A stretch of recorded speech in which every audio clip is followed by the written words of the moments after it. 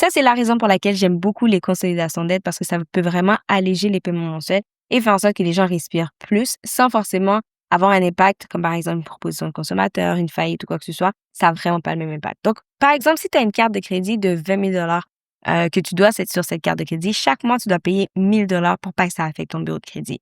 Donc, il y a 1 000 qui sortent de ta poche. Tu as une carte de crédit de 5 000, il y a 250 qui sortent de ta poche que tu dois payer. C'est le paiement minimum.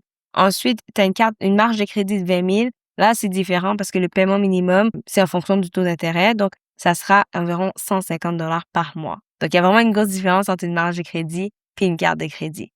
Par contre, de tes poches, il y a 1 400 qui sortent chaque mois. Donc, si tu as déjà une hypothèque et il te reste 350 000, la somme de tes dettes, ce qu'on va faire, c'est qu'on va venir mettre 45 000 sur ça.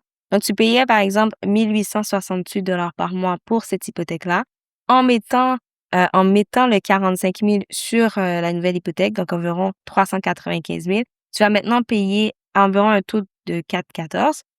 Tu vas payer 2 108 par mois. Donc, c'est sûr qu'on vient d'augmenter ton paiement mensuel par rapport à ton hypothèque. Par contre, avant, ce que tu payais 1 868 plus 1 400. Donc, de tes poches, tu sortais 3 268 Donc, si tu avais cet argent-là, puis tu pouvais payer, puis chaque mois, tu faisais tes paiements minimum partout, c'est correct. Par contre, on est d'accord que c'est quand même un très gros montant sur son budget mensuel. Donc, en faisant une consolidation d'aide, on vient, certes, augmenter un peu le paiement mensuel de son hypothèque, mais on vient d'économiser mensuellement par rapport à sa liquidité mensuelle environ 1 160 par mois. Ça fait un très gros changement et ce montant-là, on peut le mettre directement en paiement anticipé sur son hypothèque ou on peut mettre cet argent-là dans son REER, dans son CELI et commencer à mettre de l'argent de côté. Donc, une consolidation de dette peut vraiment nous aider.